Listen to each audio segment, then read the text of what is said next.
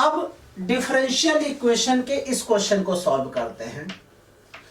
2x plus y dx plus x dy equal to 0।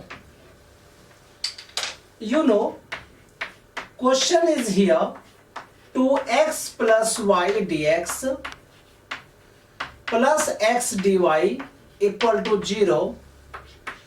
तो x dy को इधर ही रहने दीजिए आप और इसे शिफ्ट कर दीजिए। तो क्या लिखोगे आप? x dy is equal to minus 2x plus y dx। Yes और नो? Obviously yes. dx को इधर शिफ्ट कर देते हैं तो dy upon dx is equal to minus 2x plus y upon x।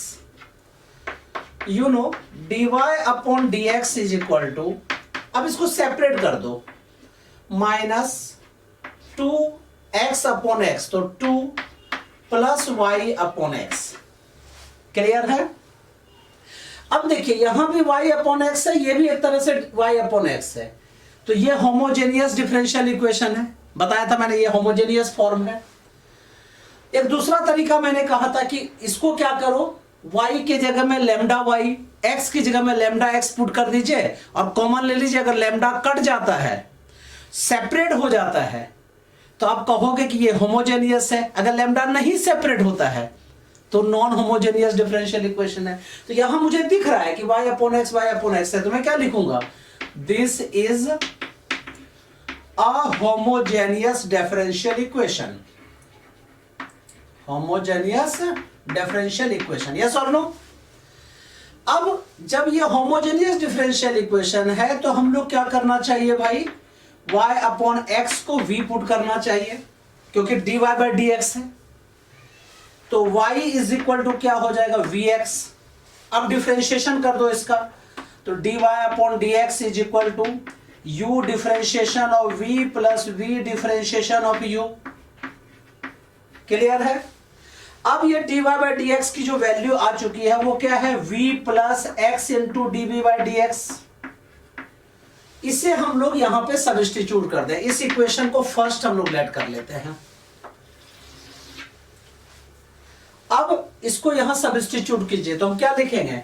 Substituting in equation first, substituting in equation first, first में substitute कर दो। तो dy बाई dx की जगह में क्या लिखेंगे हम लोग? v plus x into dv by dx is equal to minus 2 plus dy by y upon x की जगह क्या लिखोगे बेटा? v।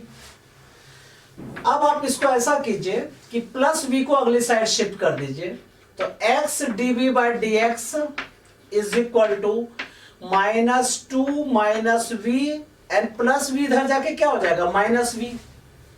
क्लियर है? माइनस, अब देखो v एंड v, 2v, 2 को कॉमन ले लीजिए, तो 1 प्लस v। ठीक है? अब v को अलग और x को अलग, इस फॉर्म को, इस मेथड को क्या कहते हैं? Variable separable method. तो अब हम लोग वेरिएबल सेपरेबल यहां लगा देते हैं। तो you know dv upon 1 plus v is equal to minus 2 dx upon x। यहां तक कोई दिक्कत है क्या? ऑब्वियसली नहीं। अब क्या करेंगे? v एक जगह आ गया, x एक जगह आ गया, तो अब इंटीग्रेट कर देते हैं। तो नाउ इंटीग्रेटिंग बोथ साइड्स,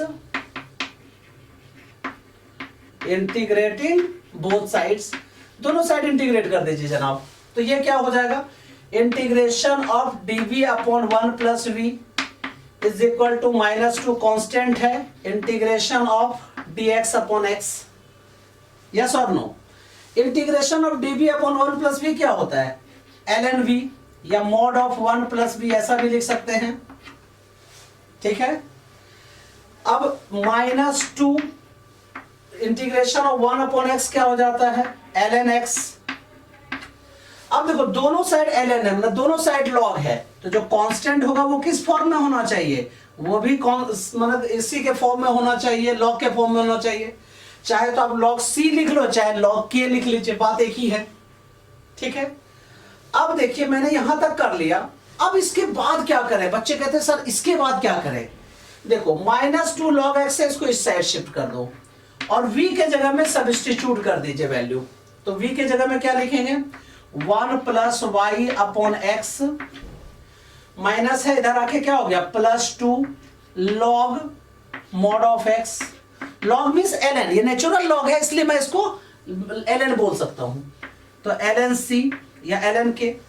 अब देखो बेटा ये 2 मल्टीप्लाई में है तो ये पावर में चला जाएगा, तो यहां क्या लिखेंगे? log 1 + y/x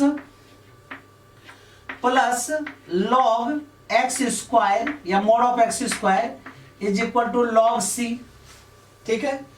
अब देखो जब log प्लस में रहता है तो हमें क्या करना चाहिए? इनटू कर देना चाहिए, क्योंकि फॉर्मूला बताया था मैंने, log m plus log n is equal to log, ठीक है, log m इंटू n। तो log 1 + y/x इंटू x², ठीक है, is equal to log c। Clear है यहां तक? Very good. अब इसको मल्टीप्लाई कर दो, तो पहले तुम कहोगे सर एलसीएम निकाल ले।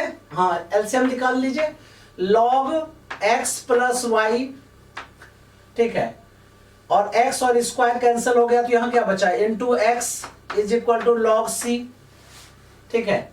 अब log कैंसिल, x से y को मल्टीप्लाई कर दीजिए, ठीक है, या हम लोग ऐसे भी लिख सकते हैं, x को अगली साइड शिफ्ट कर दो, x + y is equal to c/x, then y is equal to c/x minus x।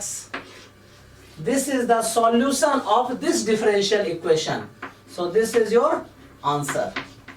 Yes और नो? तो कहने का मतलब क्या हुआ कि इस डिफरेंशियल इक्वेशन का जो सॉल्यूशन है वो c/x माइनस x है। कहने का मतलब अगर इस y को इसमें सब्स्टिट्यूट कर देंगे तो वेरीफाइड हो जाएगा, आंसर 0 आ जाएगी।